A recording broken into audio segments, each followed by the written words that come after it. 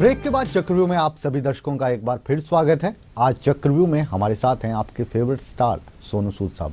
आपका ब्रेक के बाद स्वागत है। Thank you sir. दिल की बातें हो रही थी ब्रेक पे जाने से पहले, अब थोड़ी सी प्रोफेशनल बात करते हैं। बिल्कुल सर। आपने कहा कि मुंबई में काफ़ी अरसे तक स्ट्रगल किया, उसके बाद जो किस्मत की चाबी खुली वो जाकर खुली चेन्नई में जी। तो पंजाब से जब पंजाबी मुंडा चेन्नई पहुंचा तो ये जो भाषा की प्रॉब्लम रहती है इसको किस तरीके से हल करते हैं, ये जनता हमारी जानना चाहती है। आपने तेलुगु में फिल्म कर ली, कन्नड़ में कर ली, वो जो भाषा है वो समझ आती है या कुछ उसका डबिंग वगैरह करनी होती है, क्या होता है? थोड़ा दर्शकों के लिहाज से बताइए। जब मैंने पहली फिल्म साइन की तमिल की तो मेरे मदर ने एक मुझे किताब खरीद के भेजी, हाउ टू लर्न तमिल, कि ये भैया तुम पढ़। मुझे याद है कि मैं ट्रेन से जब चेन्नई गया तो मैंने रास्ते में पढ़ रहा था कि पानी को तन्ने बोलते हैं, इसको ये बोलते हैं। मैं पढ़ रहा था तो मेरी मदर ने बोला कि इस लैंग्वेज को सीख, अगर तूने वहाँ पे अपना करियर बनाना है। तो मैंने थोड़ी सी सीखनी शुरू की, असिस्टेंट डायरेक्टर के साथ बात करता था। उतनी आती नहीं थी भाषा, लेकिन डायलॉग्स रटता था। उस समय के रटे हुए डायलॉग्स आज भी मुझे याद है, जो मेरी पहली फिल्म के डायलॉग्स थे, कि मैं नहाते हुए भी डायलॉग बोलता था कि आज मुझे डायलॉग बोलना है। और थोड़ा सा बोल दीजिए अगर याद है आपको। मुझे याद है जैसे जो मैंने फर्स्ट डायलॉग रटा था तमिल फिल्म का था कि साक्षात अंद याने मुग्धन विनायक पेरुमानी करुणुदा कपतनो वेरे मनसाल नाम वेरे कृदु देवनिंदाय आगदा। तो हिंदी में क्या मतलब है? इसका मकसद है कि जब सामने साक्षात गणपति बप्पा आपके सामने प्रकट हो जाते हैं तो उस समय जो भी आपकी ज़िंदगी में आता है अपने आप आता है, और उस समय किसी चीज़ की निंदा नहीं करनी चाहिए, और ज़िंदगी खुद ब खुद आसान हो जाती है। तो कुछ ऐसा था, मैं रटता जा रहा था, सीखता जा रहा था। तो भाषा थोड़ी थोड़ी आनी शुरू हुई, फिर पैटर्न्स बनाने शुरू किए, लाइंस याद करते थे, मगअप करते थे, फिर बोलते थे, फिर हर एक वर्ड का मीनिंग लिखते थे, एक्सप्रेशंस नोट करवाते थे। एक प्रोफेशनल एक्टर बोलते थे कि अगर तुम एक्टिंग करोगे तो कैसे करोगे, फिर मैं उसको अपने ढंग से मोल्ड करता था। तो एक प्रोसेस था, और करते करते काम आ भी गया थोड़ा बहुत, और फिर तरीके भी सीख लिए कि कैसे मैनेज करना है। और अवार्ड्स मिले मुझे, स्टेट अवार्ड्स मिले मुझे, गवर्नमेंट की तरफ से बेस्ट एक्टर का अवार्ड मिला, जो पहली दफ़ा एक नॉन तेलुगु एक्टर को मिला गया।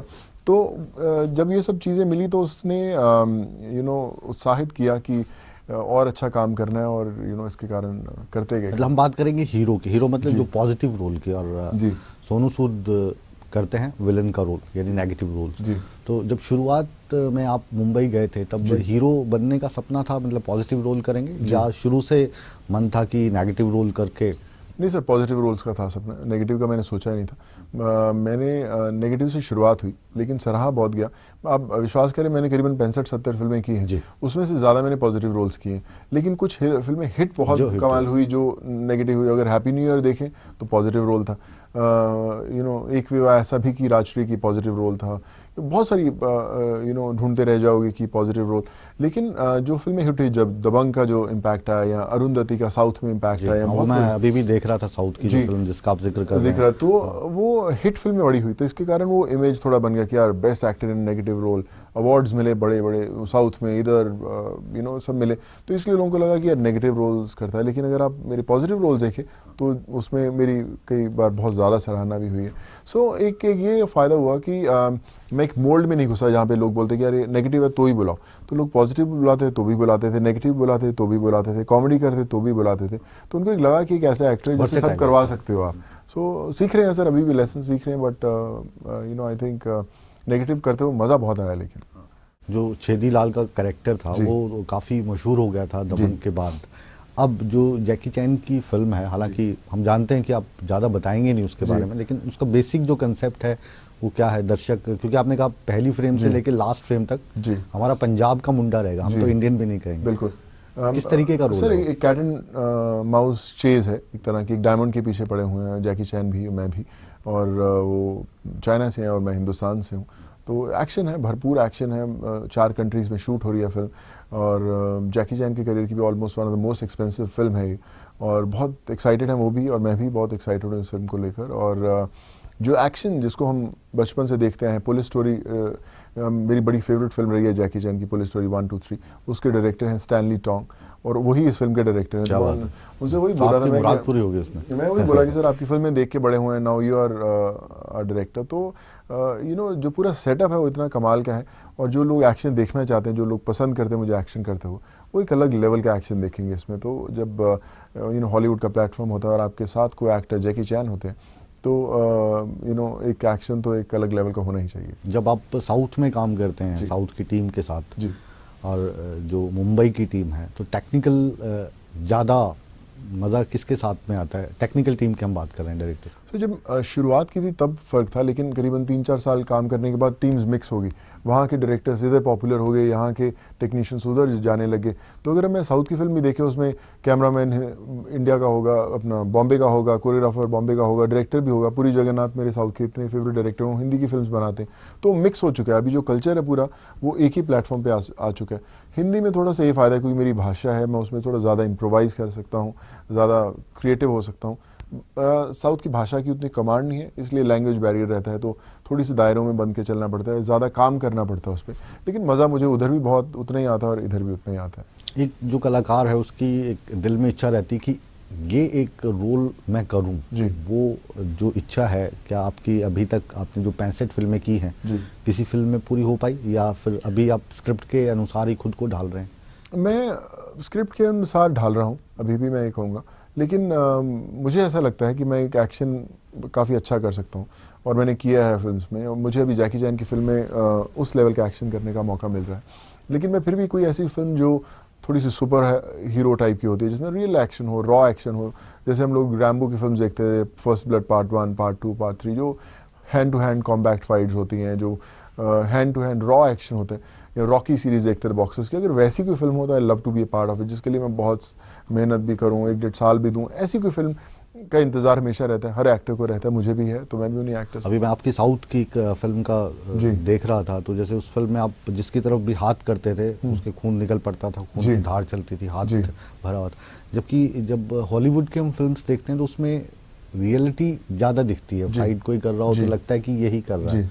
तो वो वाली चीज़ें अभी हमारी इंडस्ट्री में आने में तकरीबन कितना समय लगेगा? सर जो आप फिल्म की बात कर रहे हो, अरुंधति फिल्म है, उसमें जो है वो एक्शन के कारण हाथ नहीं निकलता, क्योंकि उसके अंदर सुपर पावर्स हैं और वो एक भूत बन चुका है, तो इसलिए उसके अंदर पावर्स हैं जिसके कारण वो हाथ भी करता है, तो लोग मरते हैं। लेकिन अगर हम एक्शन की बात करें, कंपैरिजंस करें हॉलीवुड का और इधर का, कोई कंपैरिजन नहीं है, क्योंकि जितनी उनकी एक एक्शन सीक्वेंस का बजट है उतनी हमारी बड़ी से बड़ी फिल्म का बजट रहता है। मैं अभी जो जैकी चैन के साथ फिल्म करके आया हूँ, उसकी हमने एक कार चेस सीक्वेंस शूट किया है जिसमें सिर्फ गाड़ियों की चेस है, 40 दिन की है, जहाँ 40 दिन में करीबन एक फिल्म खत्म कर देती है। 40 दिन में सिर्फ वो 2.5 मिनट की सीक्वेंस है, जो बहुत बड़े लेवल की है, और हिंदी की बड़ी 3 फिल्में बन सकती हैं उस बजट के अंदर। सो इसलिए कंपैरिजन नहीं हो सकता, क्योंकि बजट्स ज़्यादा हैं, ऑडियंस बहुत वाइड है, मार्केट बड़ी है बहुत। हिंदुस्तान में 4000 स्क्रीन है, सिर्फ चाइना के अंदर 50,000 स्क्रीन हैं, only in China 50,000 screen. So 50,000 screen में एक साथ एक पिक्चर रिलीज, इसके अलावा पूरी दुनिया में चलेंगी, पूरी दुनिया चलती, तो आई थिंक वो फ़र्क ज़रूर है। लेकिन फिर भी मैं कहूँगा एज हिंदी ऑडियंस और हिंदी टेक्नीशियंस काफ़ी कमाल के हो चुके हैं ऑलरेडी। अभी सलमान खान का बयान आया कुछ रोज़ पहले कि मैं तो हिंदी में कंफर्टेबल हूँ, बाहर नहीं जाना चाहता क्योंकि मुझे हिंदी भाषा में काम करना अच्छा लगता है। सोनू सूद को अगर हिंदी की तुलना में अगर बाहर अब इस फिल्म के बाद काम मिलना शुरू हो गया तो हॉलीवुड की तरफ रुख कर लेंगे या बने रहेंगे हमारे साथ? मैं सर बना तो रहूँगा, आपने मुझे तो यहाँ तो काम करना ही है, लेकिन मैं वहाँ पे भी पैर जमाऊँगा। जब मैं यहाँ पे 6 भाषाओं में फिल्में कर सकता हूँ, तो वहाँ जाके एक पिक्चर क्यों नहीं कर सकता? समय होता है, 2-3 महीने आप वो शूट करके आते हो, फिर आप हिंदी फिल्म करते हो, तो you don't have to shift bag and baggage कि आप अपना सामान लेके LA में शिफ्ट नहीं होना है। खुद ब खुद लोग बुलाते हैं। मैंने एक अमराती फिल्म की थी, city of life, English film थी, सारे टॉप के हॉलीवुड एक्टर्स हैं, मैंने लीड उसमें प्ले किया था, बहुत सराहना भी मिली, बड़े रोल्स आए, बड़ी फिल्म्स आई। मैंने एंग ली से मेरी मुलाकात हुई फॉर लाइफ ऑफ पाई उस फिल्म के कारण। तो मुझे ऐसा नहीं लगता कि अगर आप एक भाषा चुने तो आपको बाकी की भाषाएं छोड़नी है, आप फिर भी करते रह सकते हैं। मैं हिंदी में कामयाब हुआ तो मैंने फिर भी साउथ की भाषाएँ की, तमिल किया, तेलुगु किया, वापस जाकर किया। तो जिन भाषाओं ने मुझे काम दिया, जिन भाषाओं ने मुझे काम सिखाया, तो मैं उनको पीछे नहीं छोड़ना चाहता, मैं उनके लिए हमेशा समय निकालता ही रहूँगा, चाहे वो हिंदी हो चाहे साउथ। आप प्रोड्यूसर भी रहे हैं? जी, मैंने लाइन प्रोडक्शन किया, मैंने फुल ऑन एक्चुअल मैं प्रोड्यूसर नहीं रहा हूँ, लेकिन मैंने प्रोडक्शन में हेल्प बहुत लोगों को किया है टू सेटअप रेडी करने के लिए, फिल्म की रिलीज़ के लिए। और कई बड़ी बड़ी फिल्में हैं जिसके अंदर जब शुरुआत हुई थी उसके अंदर मेरा बहुत बड़ा हाथ रहा है। ऐसे कौन से डायरेक्टर्स हैं जिनके साथ अभी आप वेट कर रहे हैं कि इनके साथ मुझे काम करना है? देखिए सर, मैं ये नहीं कहूँगा कि मैं वेट कर रहा हूँ उनके साथ काम करने के लिए, लेकिन मेरे वो अच्छे फेवरेट डायरेक्टर्स में से ज़रूर हैं। जब भी मैं उनके साथ काम करूँगा मुझे पता है कि मेरा बहुत कमाल का काम निकल सकता है उनके साथ, जिसमें से भंसाली हैं, संजय लीला भंसाली हैं, राजू हिरानी हैं, आदित्य चोपड़ा हैं। सो ये एक्चुअल मैं इनको प्योर फिल्म मेकर्स बोलता हूँ, क्योंकि चाहे वो 3 साल काम करते हैं एक स्क्रिप्ट के ऊपर और फिर उन किरदारों को इतना खूबसूरत बनाते हैं स्क्रीन के ऊपर, जिसके कारण एक्टर्स लार्जर दैन लाइफ लगते हैं।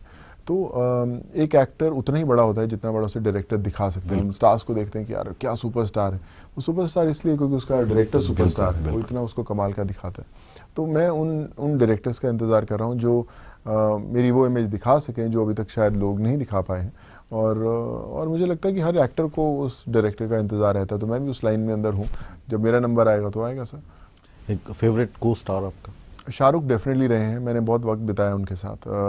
करीबन 1.5 साल हम लोगों ने साथ में शोज़ किए हैं, वर्ल्ड टूर किया है, फिल्म साथ में की है।